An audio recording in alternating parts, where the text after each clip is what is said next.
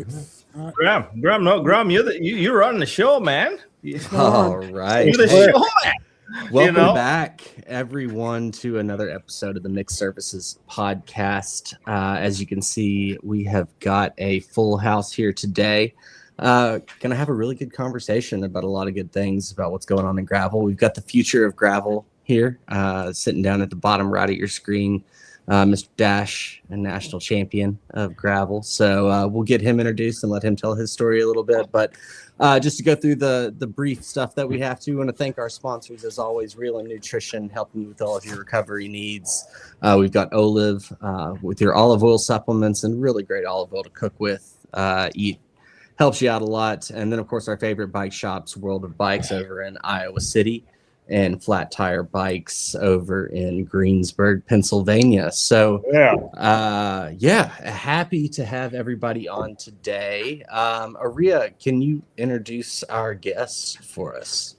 Yes. All right. We have some really special guests. This is a conversation that's been in the works since last year. But, these guys are busy. Dash is busy winning national championships. And Mr. Marcus and Jason, Dash's dad. Mr. Marcus runs the Ride for Racial Justice initiative. You've seen them. If you've been on any of the biggest gravel races in America, they have been there. And Dash there you go. He's got the name there. And Dash is fast. Dash, do you think I'm still undefeated in a sprint in any of the races I've done? You think you can take me? Hopefully, maybe. Probably. Yeah. I think I'll lose this one this time around. But that's Dash. Dash is an excellent cyclist, and we're super pumped to talk about his accolades and his future and the plans that he has in this scene of off-road riding. And Dash's father is here, Jason. Please, welcome. Nice to be here with you guys. Yeah. So, Marcus, why don't you kick us off? Tell us a little bit about what Ride for Racial Justice is. I think, like Aria said, a lot of us have seen you out there and know a little bit about it. But can you talk a little bit about what we have going on there? Yeah, thanks, Graham. And Aria, thanks, man. It's been a long time coming, as you said earlier. This is, I guess this is the dream that we always wanted to have, to be able to have community and share our feelings about gravel, our feelings about cycling, and just the world in general, and know why we at RFRJ believe that bikes equals freedom. It's just the freedom just to be who you are, have that fun, feel the wind in your hair, even though I don't have any, but you kind of get the feeling about that. But RFRJ, we came at a time when the country was going through an upheaval. So we were formed right after the murder of George Floyd. And we didn't know we were going to become an organization. What it started out as was I was riding my bike out in the country here, and things were getting difficult racially across the country with the death of George Floyd, with the new movements that were going on. And my wife told me that she didn't want me out riding by myself. And that's kind of what this all kind of came to be from that point. And my co-founder, Neil Henderson, had saw one of my posts about that. And he said, well, what can we do so you feel safe? And that was just kind of like in a really broad scheme of what is safety as a cyclist. And, cyclists ride, 3 feet away from cars and trucks and everything else. But at that particular time, I was afraid that somebody was going to put me in the ditch just because what was going on, in this country. And he said, we can have some rides where you feel safe. And we did that. We had our first ride was in the 5 Points community of downtown Denver. We had maybe 100 people. By the time we had our last ride in Fort Collins, we had over 600 attendees. It was filmed by a National Geographic videographer, and we felt we kind of had something. But the curious thing about this, Graham, is that while the world was going through all this, while the U.S. was going through this, while all the cities were going through all of this this racial upheaval, we found out that we could just talk to one another while you're on a bike. Nobody's going to get mad. Nobody has an agenda when you're riding a bicycle. And we started having these great conversations. And it was at that point that we realized that we are not far apart. You know, we're just folks that like to ride bikes and actually maybe solve a few problems, because that's just kind of the way it was. And so, you know, a few months later, we said we need to do something about it. And we formed a nonprofit. And then we said, well, what are we going to do now? And that's kind of how we transitioned into gravel. That year, I had tore my hamstring and I was supposed to race steamboat gravel. I couldn't race because of the torn hammy. I asked to get a referral to next year, deferment to next year. I got that. And then I said, what do you think if we bring a bunch of BIPOC folks and race steamboat gravel? And they loved it. And we raced steamboat for 5 years. We've trained over 100 and some athletes from all over the country, a few from all over the world. We provided bikes, travel, food, kits, the whole thing, and taught folks during COVID with our board and Neil how to race, how to ride a bike. And we've had podium finishers. And, you know, we just kind of enjoyed giving opportunities to the BIPOC community that really can't afford to ride bikes at this level. It's just expensive. Bottom line, cycling is an expensive sport, like ice skating or gymnastics or something where parents are spending a lot of money to get their kids involved in great sport. And we thought that we needed to do something with a sport that we love. And that's what RFRJ has been doing for the last 6 years now. And now we're branching out, doing more community work. And we've got our eyes on the future. And one of the future kids is right here with us here today, Dash. But yeah, and we're finding that the community here in Denver is a little bit stressed right now for the cyclists and the kids and the families we're trying to reach. And even though I don't want to talk politics, but politics is actually driving this whole experiment, because ICE is running around and snatching up folks, not only in our community, but across the country. And those are the effective groups that we're trying to touch. We can't touch them. Their parents won't let us talk to them, because if you're outside, you know, you never know who's going to pull up. And so our responsibility is to the parents. You know, we have to keep the kids safe, the adults safe, grandmas and everybody else safe. So how do we do that? Well, that's been the challenge. We've got some ideas how we can do that, but we're still in a challenging time. We're in a challenging time, and we're just really grateful to Steamboat Gravel, Amy Charity and her team for all the work that we've done with those guys, giving an opportunity to do something they've never done before. Some of these cyclists have never been a cyclist, right? We taught them how to ride gravel, one of the most challenging things, you know, in the country to do for first-time riders. And, you know, we've not, I mean, can you believe we have podium finishers? Which is that's just crazy. It's just fantastic. Yeah, so that's kind of where we are now. And, you know, as we get along in this conversation, I'll tell you what our plans are for Mr. Dash here. But yeah, loaded question, Graham. Thank you.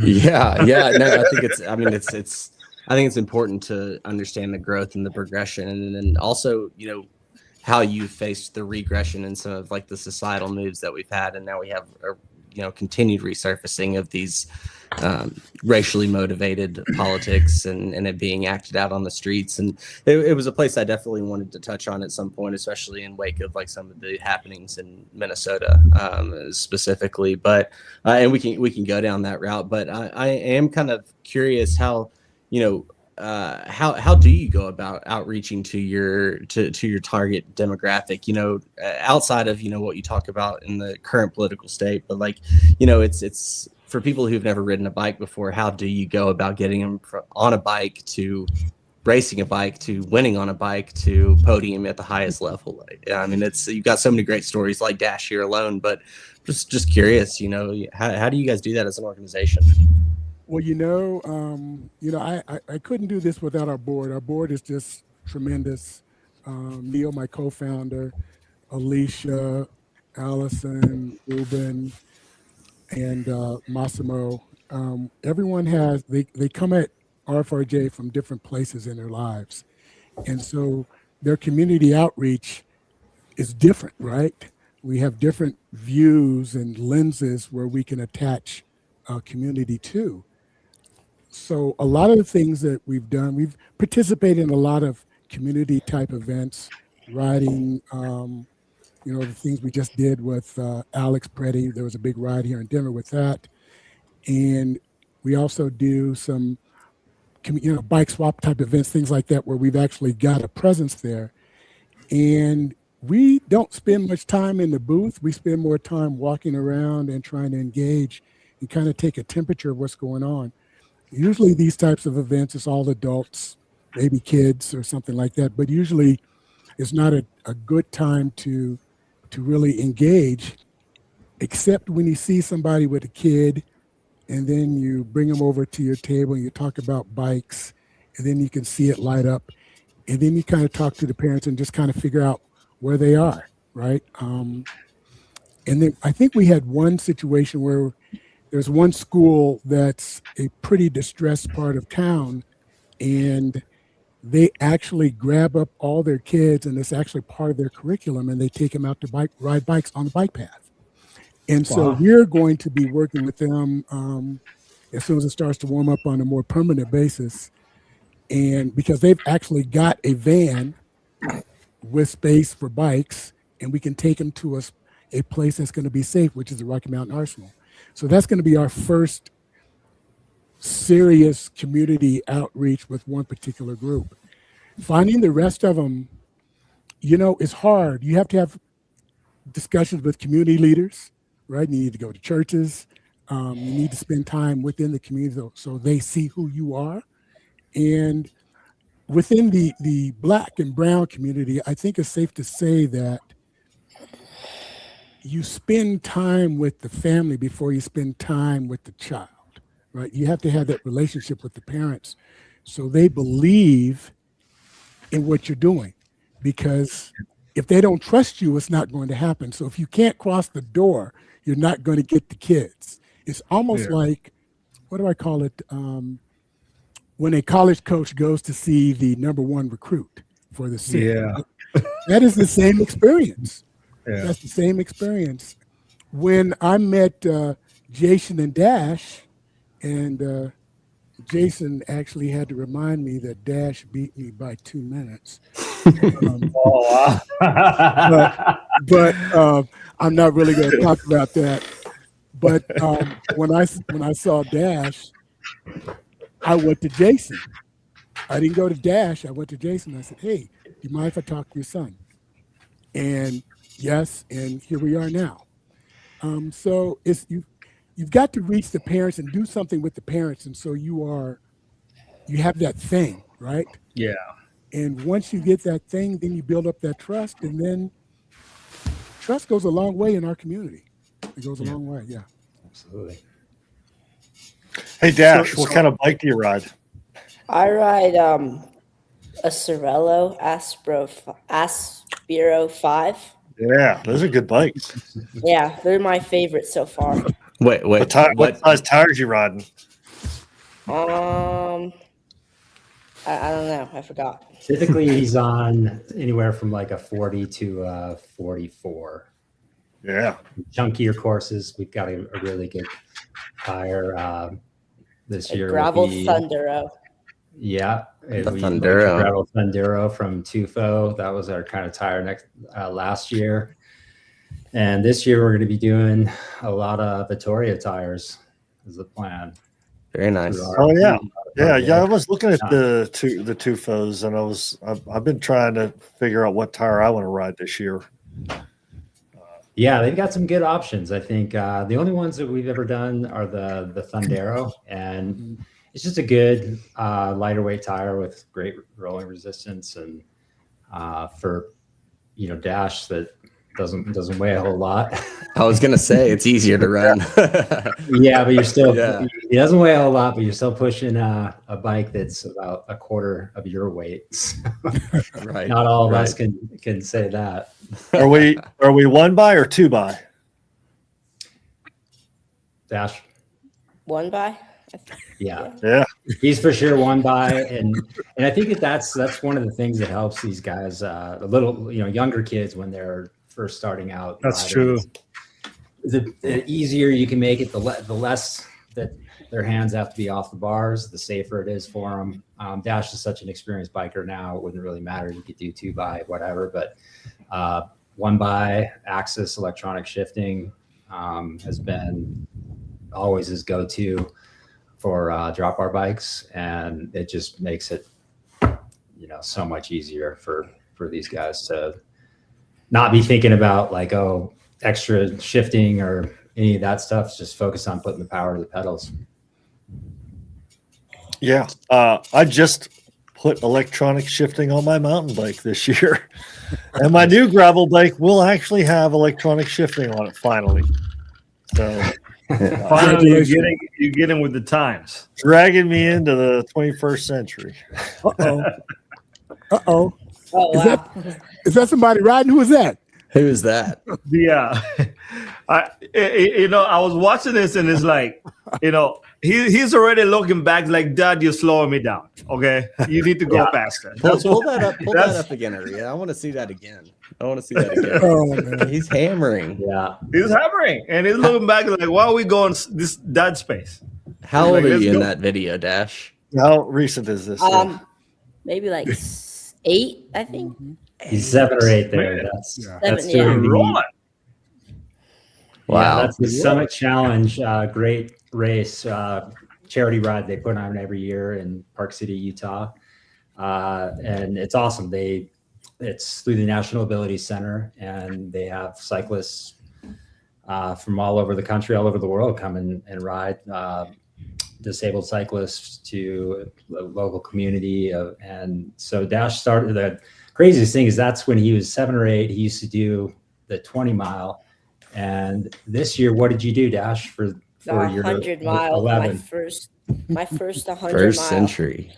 How Yeah. long did it take you, Dash? How long did the Huh? 100 mile take you?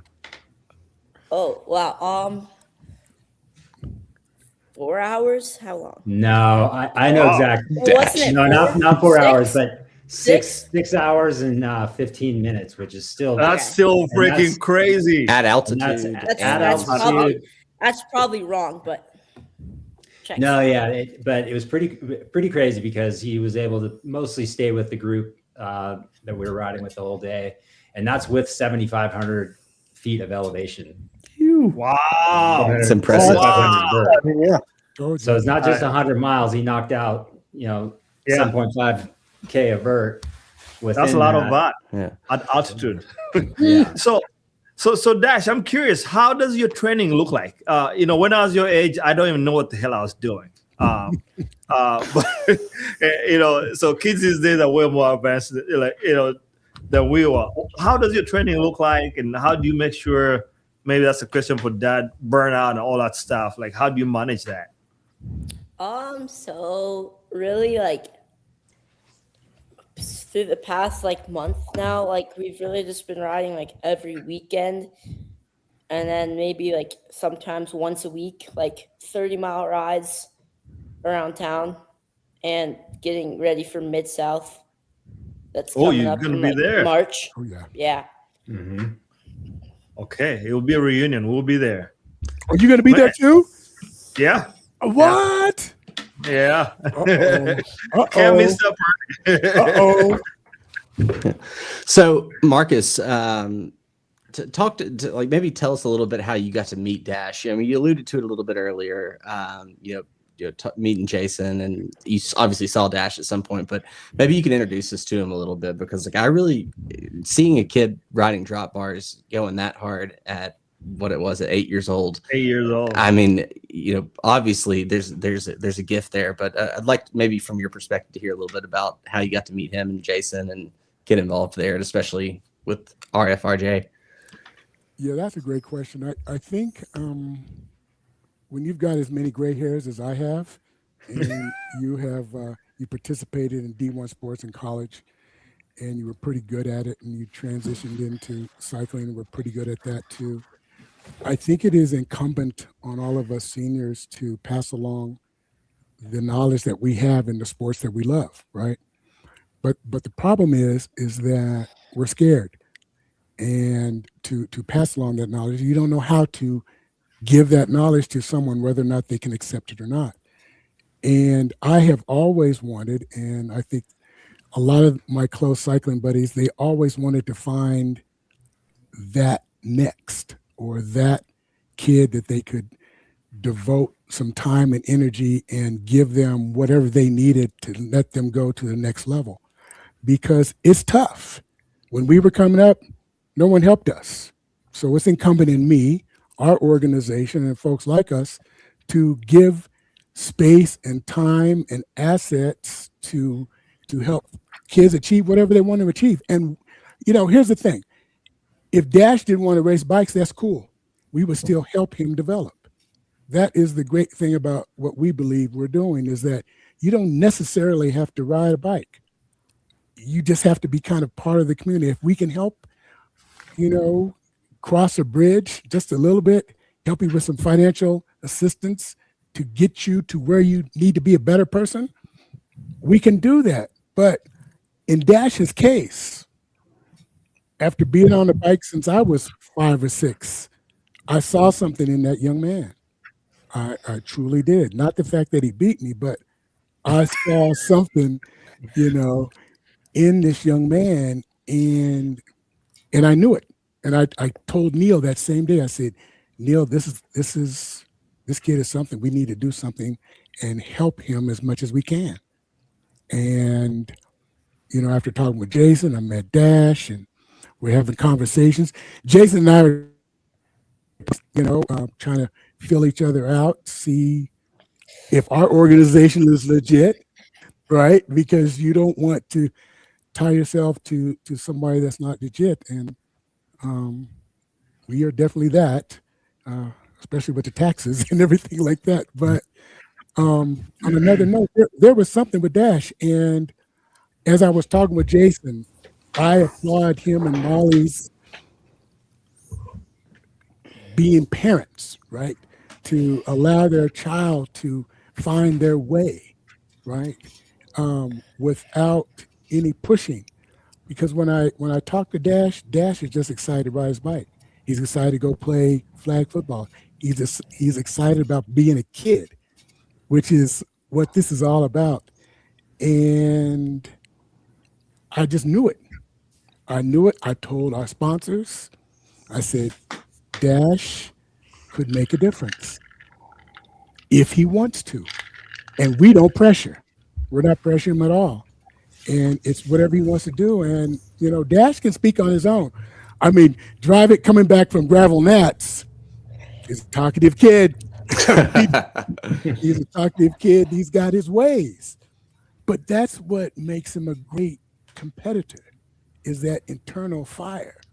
And I'm going to share a couple stories, but later, when I'll let Jason talk about Gravel Nats at some point, but there's some insights that I'll share with you guys, which puts Dash ahead of a lot of kids. Yeah. I'm sure there are. Jason, I'm curious, talking about allowing, key on what Marcus said there about allowing Dash to be, who he wants to be and express himself in the way that he wants to. Maybe could you talk a little bit about how the relationship from your side, right? For Marcus, it makes sense. He's out looking for, these people, anyone that is looking for the opportunity. But from your perspective, how has RFRJ helped you, and what's it meant for you and your family? Well, it's been awesome, knowing Marcus, but it's actually give me now talking about it, because hearing Marcus, tell more stories about how they started the organization and how they ended up at SPT Gravel. And the reason why Dash is there, I think, can tie back to Marcus and RFRJ, because I first signed up for the first time, I think it would have been like 2022, to do the black course. And I started looking into the race and I was like, oh, wait, hold on a second. They have a really like cool diversity program going on here. And there's like, you're seeing black cyclists all over the place, Latino cyclists. I mean, just people from all over the country. And that's not something that you see often. And so instantly I saw that and I was like, I went and had a conversation with my wife, Molly. I was like, I want to take Dash out here. I was going to go out solo. And this is the year before Dash actually rode. So we show up in Steamboat Gravel. RFRJ's there with their whole crew of BIPOC athletes. And then we've got, that's Dash going through the finish of SBT. Sick. Yeah. Sprinting. I beat you, bro. Yeah, you're gonna Wait, lose the sprint. All right, he beat me too, Marcus. Oh, he beat you too? Oh man, it's over. He beat me in the sprint, but it was just super cool, like to be there and have Dash. And I hope that this register for him. That he was 8 years old at that point. Yeah, on a drop bar bike. We show up the day before the race. They have a kids ride. Reggie Miller is the person that's sitting there at the tent, and you guys all know how Reggie Miller is a huge cycling fan and rides all the time. But so Reggie Miller's there. We have a big group ride with the kids. Reggie Miller's out like on the bike interviewing Dash. Come back the next day, I do my thing and didn't meet Marcus that year.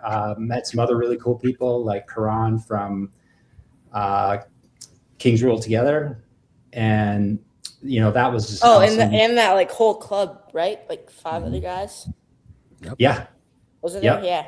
yeah, totally. With Karan, and then so he just experienced that, saw that whole thing, and then that all happened. I think more that I even just used to until recently. I was like, oh yeah, it was just somehow, some way, black cyclists found out about SBT. But I kind of know how they found out about it now. and that's literally why we were there when Dash was 8. And then fast forward to the next year, we show up. 9, 10, 9. You were 9 in 2003 or 2023. And 4. I wanted to, no, it was 23, but like going back that next year, I wanted to have Dash do the 40 mile. And so we trained and we worked on it all summer long, riding gravel. It was the first summer that he had actually gotten off of like bike paths and roads, and started to do some gravel. And we knocked out the 40. Marcus, I know he saw him at the start, and that's how he knew that Dash was there. He's probably obviously on his radar. And then, the last time Marcus saw Dash until after the finish line was when he was riding away from him. And then, Yeah.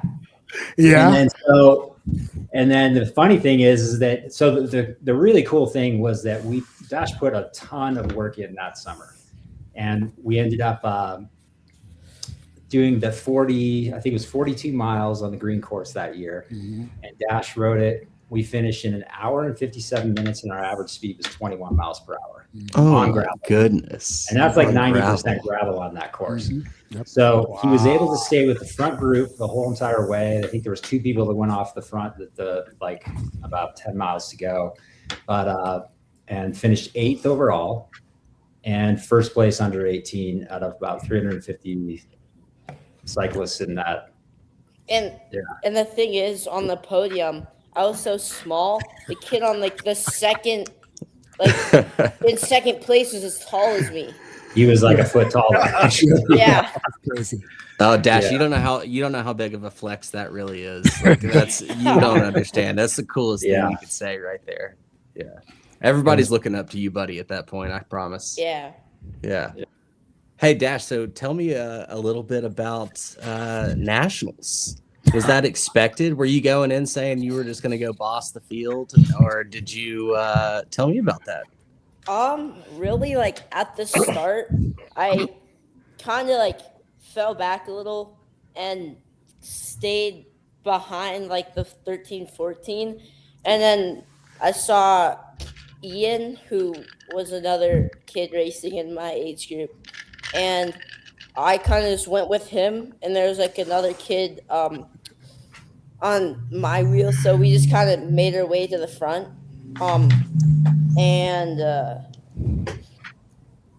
came on to that muddy section. I Through the fell back swamp, a little. yeah. And they went ahead, and then after that, I was like smoked already, and I caught back up to them on the highway, and stayed with them really the whole way, and then at the end on that last hill climb, everybody like had to get off and walk, and then the other kid who got second place, he like was in front of me, like and then so I was riding behind him, and then the other kid who got third place kind of like rode off the trail a little bit, and then like we just went through, me and the other kid, and then his battery died at the top of the hill, and So he I says. just looked, and he did, Yeah. Yeah. and Which like battery? That happens to a real exactly. one. Which Yeah. Your body battery. and he was in like the hardest gear because he's trying to like sprint me up this gravel part, and I just look back and he's like crying, and I'm like, Oh, Oh man. oh, so I've been there. Yeah, Yeah. I just ride as hard as I can to the finish line and came in like hour and 40 minutes. Yeah, something like that. Probably, It was a little yeah. longer than that, but you came in first, and how did that make you feel? I was like, I was just like, wait, did I win? Like, because I didn't know, because like the announcer guy was like, that might be first when I came through, and I was like, huh? And then they like, and then yeah, I just looked at like the thing, and like I was in first. Yeah. So you're in first. So you didn't Yeah. you didn't get to post up or do like the Vanderpool, like you Yeah. didn't get to do I anything like wish. that. Oh I was- man. No, Well, I'm curious. There's I was always so next year. tired. next year. That's though. I'm curious. Like for junior races, so like those kids, I'm assuming you don't know them. Do you guys like when you're riding with like those two kids? Do you guys like talk, and is there any strategy, or you just matching each other? Pedal stroke for pedal stroke. We talked a little bit when we were at road, like about like bikes, really. Yeah. Okay. You told him as he was coming to the top of that hill, "Hey, buddy, looks like your battery's a little bit low." That's what you Yeah. told him, right? Right there at the top of the hill. Nope. Oh, that's cool. No. Hey, I got a question. Do you have the jersey close by, or is it hung up it's somewhere like special? right over here. Yeah, go Oh, get the go jersey, get man. your jersey, Yeah. man. Get the jersey. Well, Yeah, and you got to that's- show everybody the jersey. To give it a little context, it was so the Dash was in the 11 and 12 age Mhm. group at 11. So next year he'll be in that same age group. Yeah. But they started them out with the 13 to 14-year-olds, and it's full. You can race with whoever's in the crew. There were some 13, 14-year-olds. That extra little boost of testosterone that they get Yeah. from I can puberty imagine. is a real deal. And then they were able to get up ahead, and so that's why you don't really know, so you just got to ride. There it is. There it is. Yeah. Yeah, look Yeah, at baby. that. It's a national champion. Yeah. That's pretty cool. That's amazing. We've had 2 national champions on this podcast. You're the second one. Nice. Yeah. That's Nice. awesome. Wow. That's awesome. Yeah. So The other guy, Dash, you might know him, Brennan Works. Brennan Wirtz. We did have Oh, yeah. the Watt House Brennan Wirtz. Hey, So Dash, when are you Rebecca gonna? Rush. Oh yeah, yes, Yeah. Rebecca 3. That's true. Yeah. That's Three. true. Yeah. When are you Yeah. gonna debut this jersey? Have you already debuted it? Has it gotten dirty yet? I mean, I've ridden with it like a few times now, but I haven't ridden worn it in a race yet, but I'm planning on wearing it in Mid-South this year. Have to. Yeah. So Nice. Yes, you have to. can be Perfect. sick. Nice.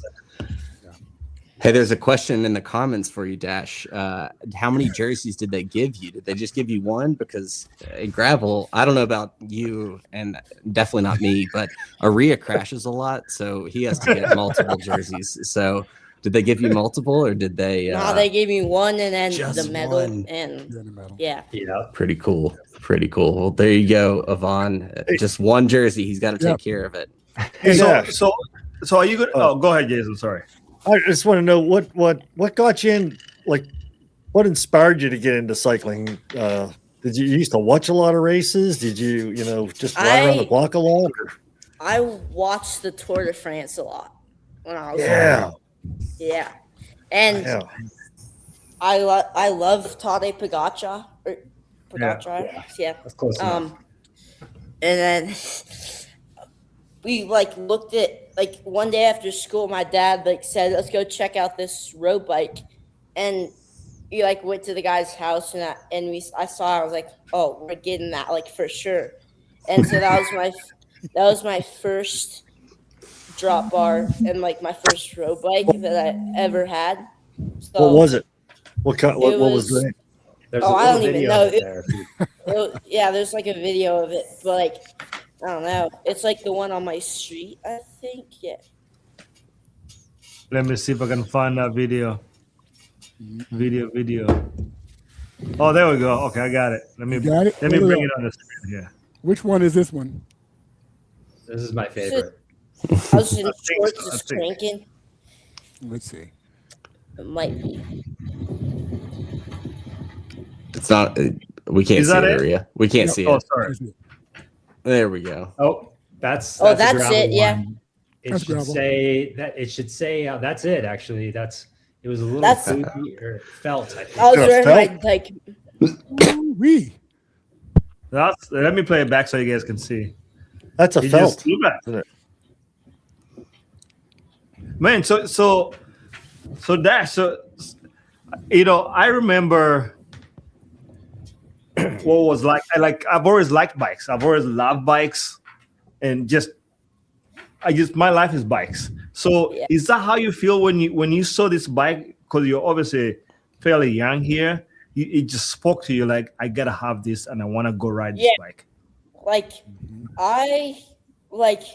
I used to normal just mountain bike all the time, but when I got that, I really kind of wanted to do it more and started riding it more on the road. And then I got a Hup CC, which is the one I rode on in Steamboat, where I got first under 18. And yeah, that one, and then the red one, and then the Sorello. So Yeah. the bikes over the years. That's awesome. Yeah. Hey guys, can I need to share the story right quick about Dash, right? So Please do.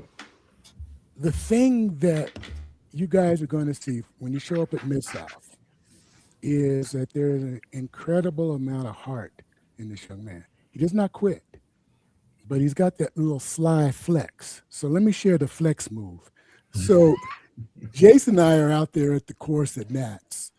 And the day before, we'd ridden the course, so we knew we had the plan. We knew what to do.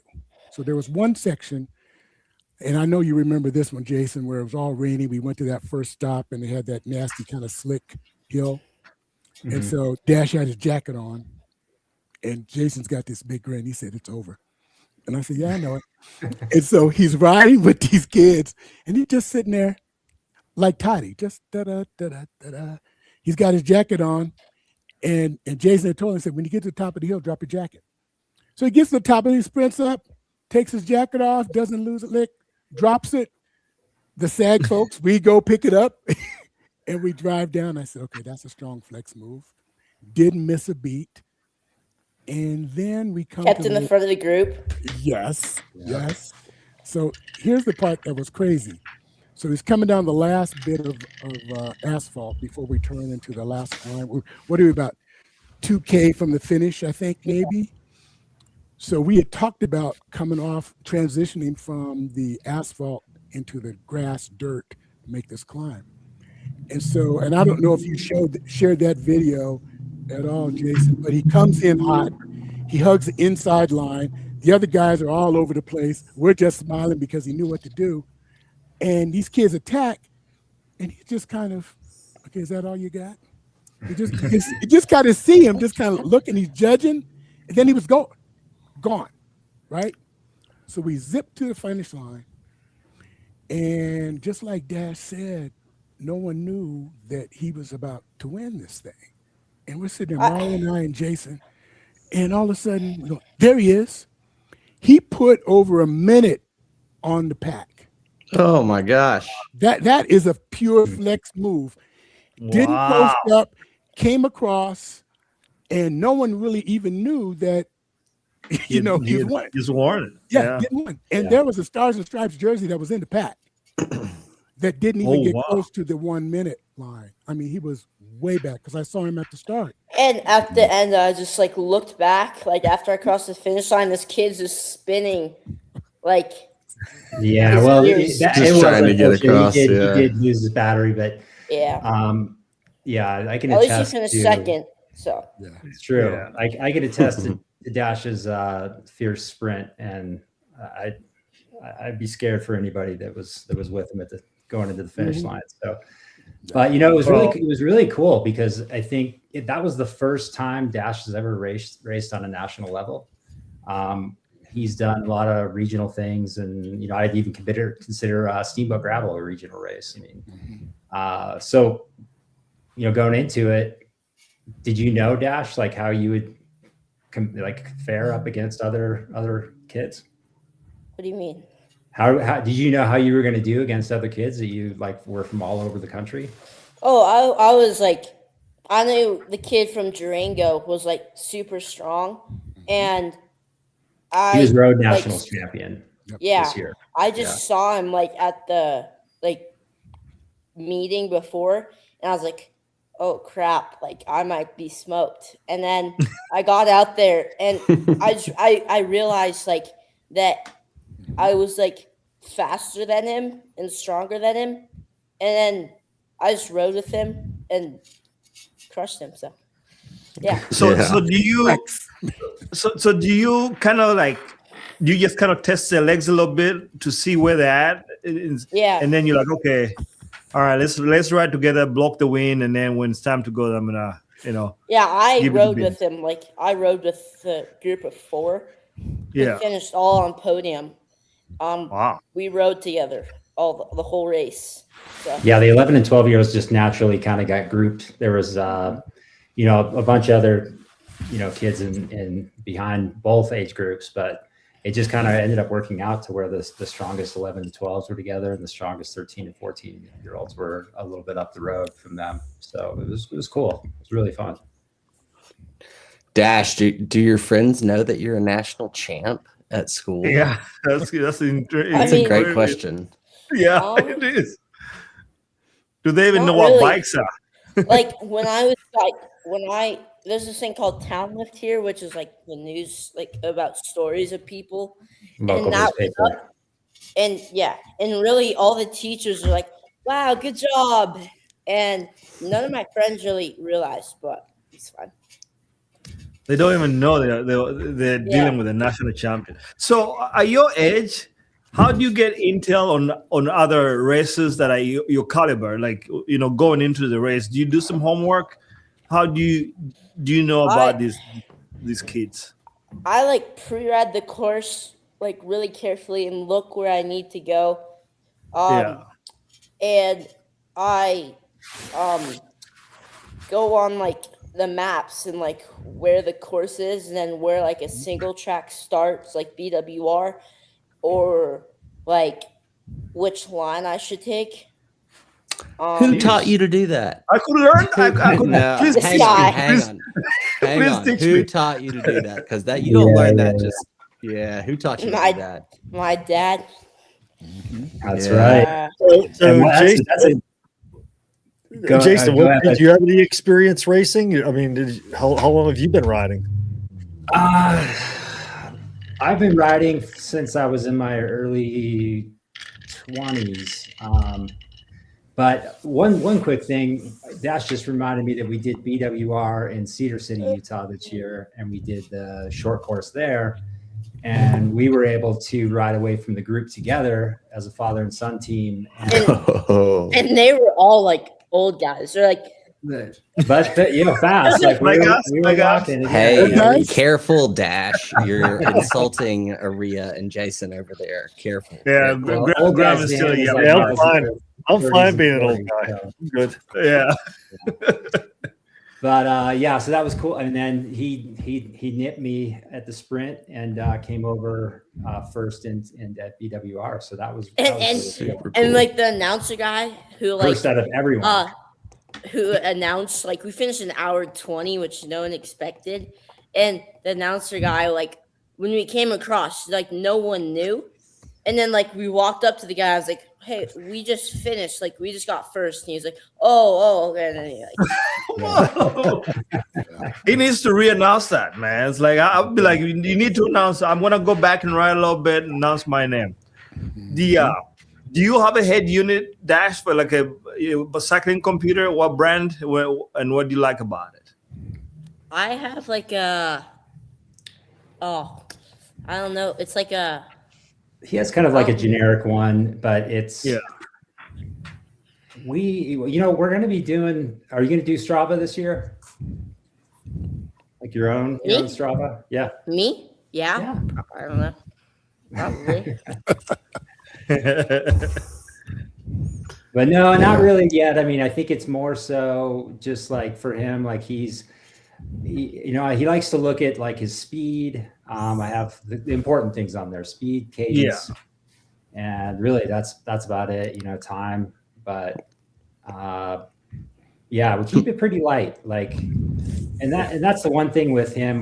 We've always tried to keep like racing up until this last year. It's just he'll do like one to 2-3 races a year, mountain bike, gravel, whatever it is, but I always just kind of let him go and just focus on having fun on the bike. I mean, that's the first thing. And developing those skills that, and those are going to translate in, race experience you can get. You just need time on the bike, and that's what he's had over the years. And he's been able this last year to really put all together and have some fun times at races and events and some amazing accomplishments. Sweet. So Marcus, what bike is that? What bike is that in the background? Oh, that's my S5. Nice. Yeah, kind of semi-customed, and when you get tall enough. Yeah. and old enough. Yeah, he knows what the responsibility is going to be when you get that rascal. So, yes, indeed. But that's another amazing thing that RFRJ has, really been there for Dash, and even this year when Dash was kind of outgrowing his current gravel bike, Marcus kind of approached me and was like, "Hey, because that's what they do is they align people to bikes that don't have bikes to go do these races." And he had a spare 51 centimeter Cervelo Sparrow 5 that wasn't being used. And we got Dash on that 3 weeks before Gravel Nats. And it was a big step up just in the overall kind of quality and the nicer wheel set, just everything about it. And he fit just perfect on it. So that really means a lot, I was walking home from the bus, or no, I was walking home from the bus one day, and the garage is open. I'm like, why is the garage open? And he's just working on he's building that Cervelo. I'm like, oh wow, it came. And I'm just checking it out. That's pretty cool. Yeah. Man, I wish I walk in the garage and my dad was working on a Cervelo. I'll be excited too. Dash, that's super, super cool. Hey, Marcus, question from the comments. What events will RFRJ be either hosting or participating in this year? I think people are interested in getting involved and might be kind of curious. Yeah, we are doing more things with specific events. So we, as much as we enjoyed the whole steamboat experience, we felt that we needed to expand, and so in order to do that, we need to go to different races and have a different type of experience. And so we started that with Mid-South. We will be back at Mid-South here next month. Then you will see us at Lost and Found Gravel out in California. And there's Portola. Yeah, we'll be out in Portola.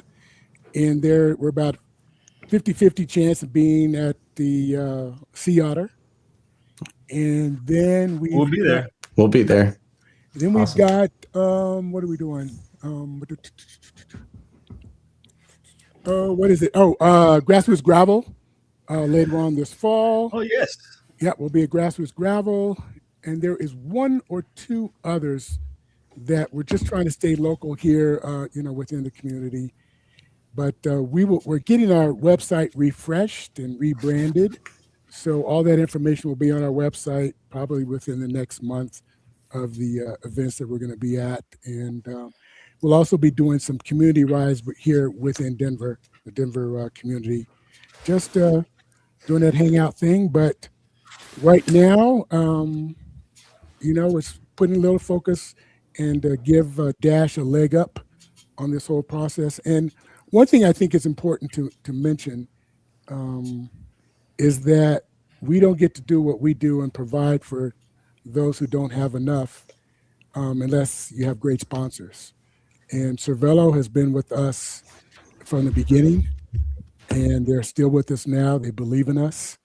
SRAM has been with us from the beginning, and it really does help when you have good parts and good bikes. And good partners. And good partners. It really, really does. It makes a big difference. I mean, watching Dash roll on that Aspero, it's like night and day. It's like night and day. And it made him competitive. Too. Yeah, the color is really nice. And it gives you a playing field that you're equal to everybody else. Yeah. Okay? Even though we've all been beat by somebody that has got a bike that may not be as new as yours or tires less than, but that person has heart, right? And they'll beat you. No matter what they're on, they're going to beat you. Yeah. But, and I've had that happen to me many times.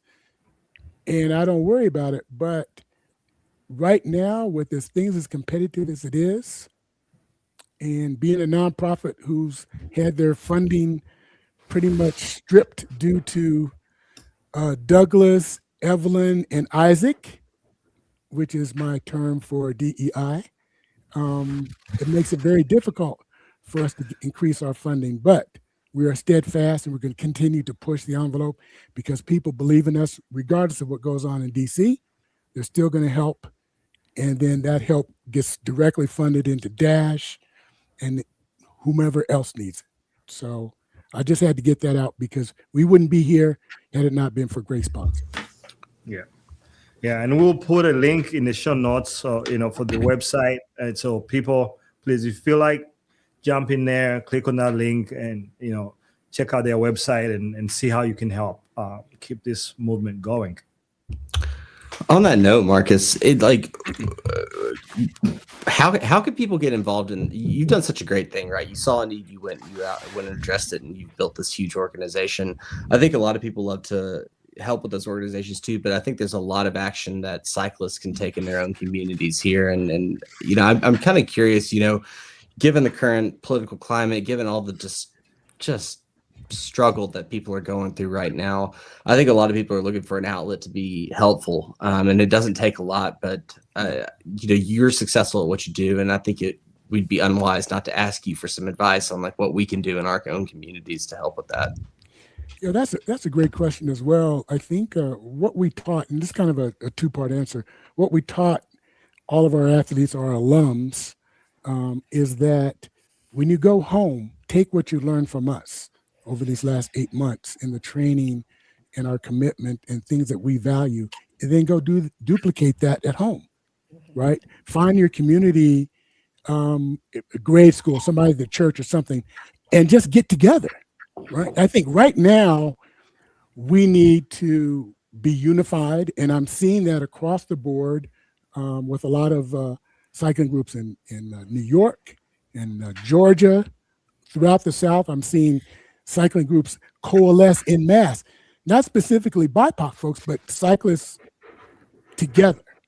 And if you want to do something like an RFRJ, the sky's the limit, actually. You just got to want to go out there and do it. And do it just because you love it, not because you're expecting something on the back end, right? Yeah.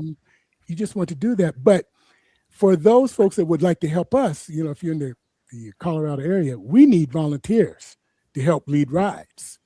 And I think that's what everybody's going to need in whatever community you're going to need that you're going to be in, because if you don't have that sweat equity, it's not going to work, right? Yeah.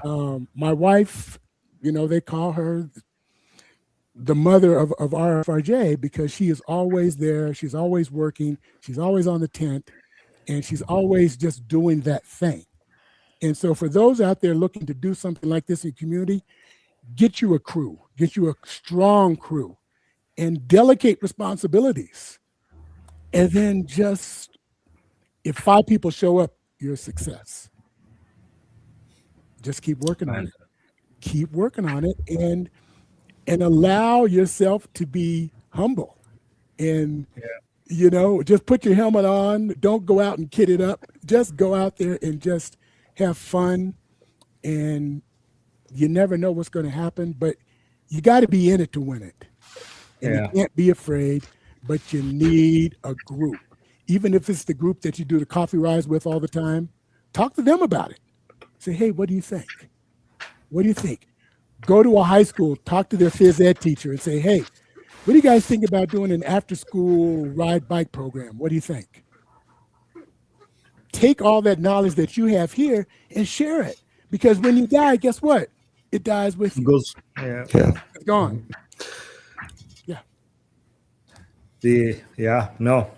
I think one of my favorite quotes that I've heard is, society grows great when old men plant trees, the shade of which they'll never sit in. I love that quote. Yes. It's like, pave the way, because for the next generation, doesn't always have to be about you. Just make it so that somebody else can enjoy it. Make it good, make a better world for tomorrow, even though you might not be here to enjoy it. Yes. And that's how I try to live my life, and I'm so glad that you guys are doing the same thing. Yes. It's fantastic. Yes. All right, so Dash, I got a question for you. Okay, you got 200 meters. It's a sprint finish. You need a lead out man. Okay, you got Vanderpool, Pogacar, and Maria. Wow. No.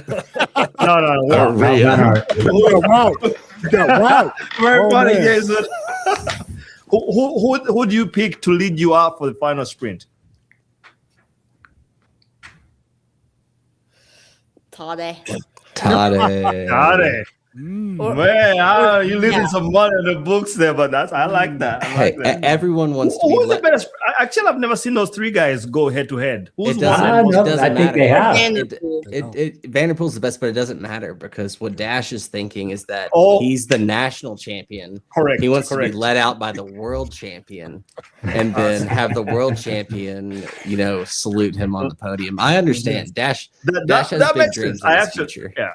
Yeah. I get it. That's right. I get it. That's awesome. That's fantastic. I told And then you. if we flip that token there, you got Graham over there, our Jason, and me. 200 meters to go. You need a sprint guy to lead you out. Who do you go with? No pressure. You. There we go. He knows. He knows who's got the power, guys. Hey, that's it. Case closed. I'm done. It's been settled. I can't argue with the national champion. I can't argue with the national champion. Yeah. So I never figures won it anything, so he has to know something I don't. Well, you know, you're Awesome. going to have that opportunity at the shakeout ride at Mid-South. That's right. Correct. We can do some practice sprints and figure out who. Mhm. Graham, carries that. I would say, Go ahead, Jason. Dash, I would say your choice would have been a lot easier because it would have been me because those guys would have been way back. Left behind. Yeah, Dash. We Me, don't know. me and your dad might ride together. I would say. And, Exactly. yeah. Oh my Cool. goodness. Dash, what distance are you doing at the Mid South? Huh? What 100, distance right? are you doing at the Mid South? Wait, what? How far? What distance? Which distance? Which race Oh, are you doing six- in Mid-South? 50. 50. Okay. All the 50. All right. What one are Yeah. you doing the 100? I'm doing the 100. Yeah. Oh, no. No, is it Yeah. or Dash? Aren't you doing 100 coming up? Or did you? I already did that.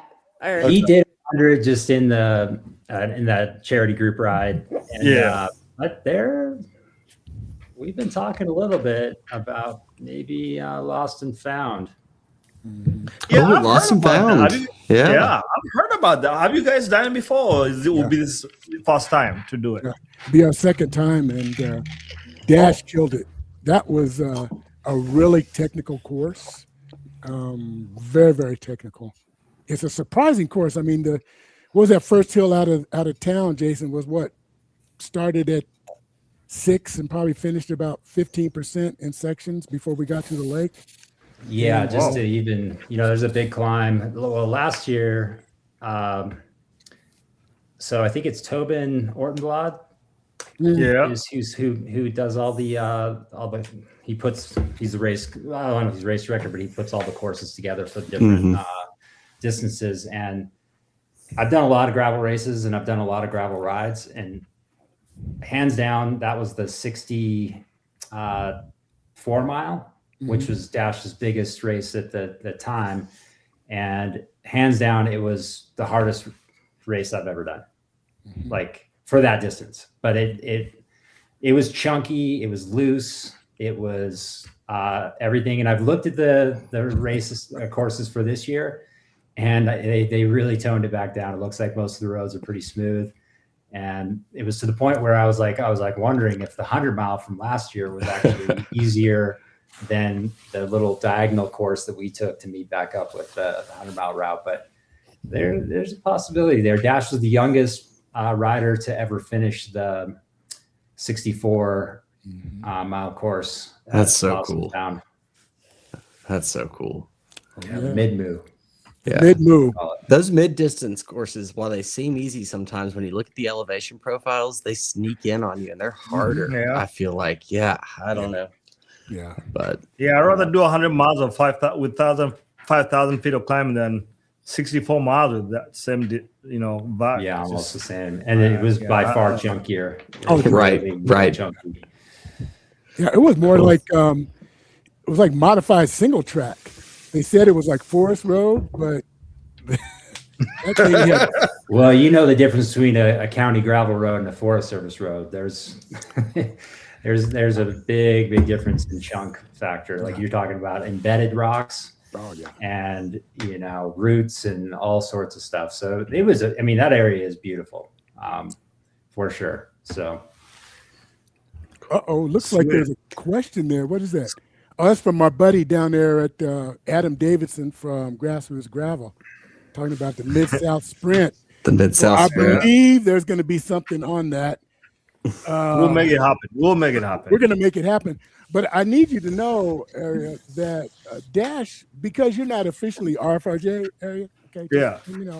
There's going to be a lot of RFRJ alumni there, Oh. and we have all dedicated ourselves to ride for Dash. So it's going to be hard to get to the front. I'm gonna need my boys out there then to help me out. I'm gonna need the workhorses to get in front to help me get this job done. I think I'm going to defect that day, Aria. I think I might be riding for Dash after hearing his accolades. Sorry. Jason, yeah, you still on? Oh, look, yes. I'm a privateer. Always a privateer. All right, there you go. Privateer. those Northeast people, they're a little crazy out there. So Dash, do you have any? So what are your goals for the year? Do you set up goals with your dad to like this is what we want to do? How does that operation look like? Really, like the goals are just like to like pick a distance in a race and then ride that distance and accomplish that goal, and then like try to get on podium if you can. But dude, you should just have fun. You should just go out and have fun riding your bike. You live in an amazing place with beautiful views, and you get to go to these awesome places and ride your bike with cool people. I mean, I think Marcus hit at it at the very beginning. Like, bikes allow you to meet the coolest people in the world, and I think you get the chance to do that, and that's what I would say. You are clearly good at riding your bike, but if there's one piece of advice I would say is have fun just meeting the people, and then enjoy the fact that you're really good at being fast on your bike, because you're just going to get stronger. Yeah. Trust me, man. Yeah. I think all of us would look back and say we wish we had more slow rides with friends than we did fast rides. Racing. Without a doubt. Yeah. What's your favorite bike snack or nutrition? What's your go-to there? So my dad actually makes powder called Prig's Pow. And don't tell. It sounds like a powder that I want to partake in. And he like sometimes makes different flavors, but I just go with plain. And like food, gummies from Trader Joe's. Yeah. You just pop those. You're giving all our secrets away, man. I know, right? The Trader Joe's, the Scandinavian swimmers. Yeah, Jason, we've got a recovery sponsor, but we do need a in-ride fuel sponsor. So if you're ever looking to commercialize we would like to try that powder, just let us know. Yeah. There's talk of some commercialization there. We make up our own blend. It's all organic sugars and carbohydrates, but we use tapioca powder and agave powder. And sorry about Iowa with the corn. No, yeah, you don't. A lot of the stuff in the majority of the endurance fuel mixes out there are literally just glucose from corn and high fructose corn syrup. So it really helps to have a clean fuel. But Dash, it's one of the only ones that he's ever wasn't really the reason why, but like it's one of the only ones he's ever really like oh yeah, I'll drink that. So and that's important. How many without giving away too many secrets, can you tell us how many grams of carbs in per serving?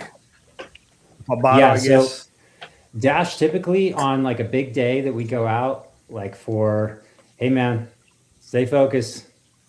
We got a 12-year-old.